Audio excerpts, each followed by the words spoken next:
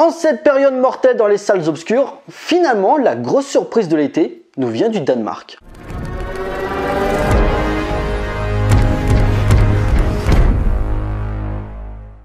Bonjour à tous, il va être question de Exit, réalisé par Rasmus Klosterbro.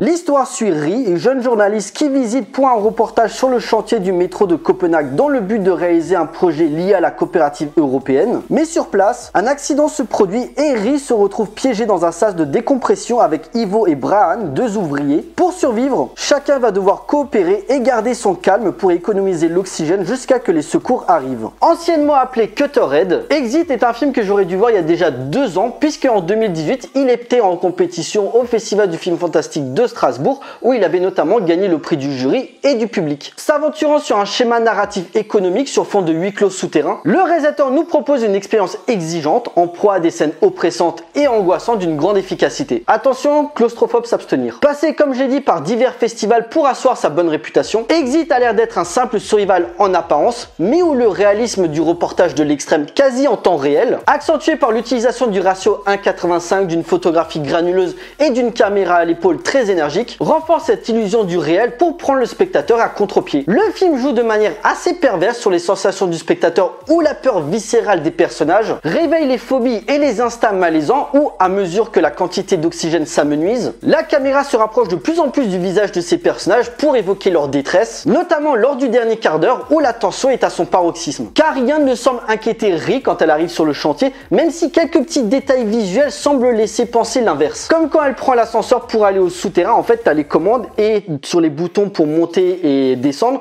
Pour monter, il y a marqué Heaven, ce qui veut dire paradis, et pour descendre, il y a marqué Hell, ce qui veut dire enfer. Déjà, ça commence mal. Puis elle rencontre les ouvriers pour leur poser des questions sur leur travail et les conditions qui vont avec. Une dimension sociale très intéressante où le monde ouvrier est en total opposé sur les belles histoires que Rie veut mettre en avant dans son article. Entre des travailleurs clandestins venant de toute l'Europe et des manœuvres très discutables mettant leur vie en danger à tout moment, le chantier se présente comme une prison amenant le film vers un thriller horrifique jouant sur la claustrophobie et l'épuisement, plutôt qu'à une quelconque présence fantastique, mais c'est là que réside toute sa puissance dramatique. En effet, par son ambiance tellement réaliste, le spectateur est tellement immergé dans l'histoire qu'on a du mal à voir la véracité du drame. Mais la mise en scène documentaire amène à une crédibilité sur le comportement des personnages où chaque action est totalement justifiée. Le scénario se préserve de présenter 3 personnages coincés dans un sas, et c'est tout. Car pouvant faire exploser le lieu à cause de la dépressurisation si on ouvre la porte, personne ne s'aventure dehors, personne ne joue les héros. Ce qui amène à un suspense qui monte crescendo car la fatigue, le temps et le malaise ambiant se fait sentir pour les personnages. La dimension politique est clairement mise en avant sur nos 3 personnages. Entre Ivo qui quitte son pays natal, la Croatie, pour choisir ce travail et nourrir sa famille, Braan, un immigré venant d'Érythrée qui doit bosser pour rembourser une grosse somme d'argent, et Rie,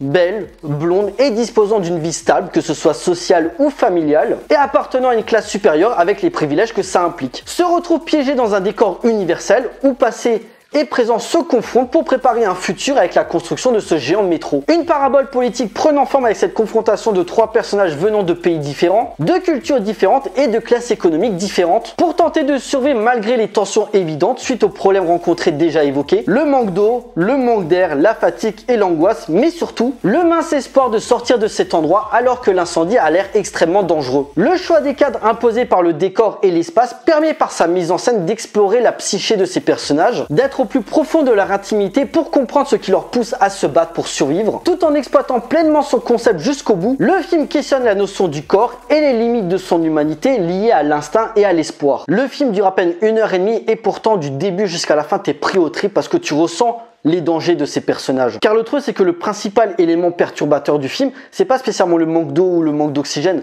c'est le temps.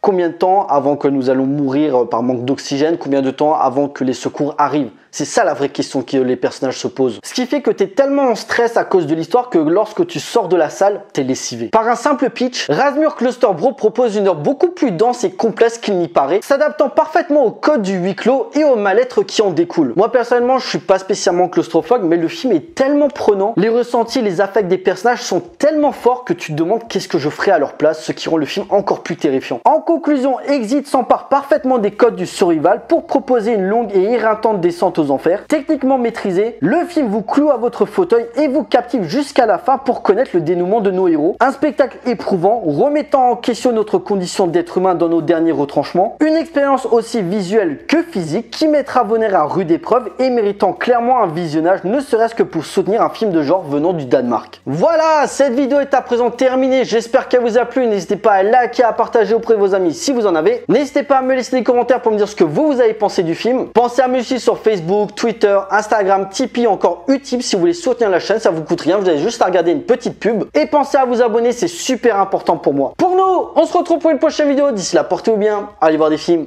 Ciao.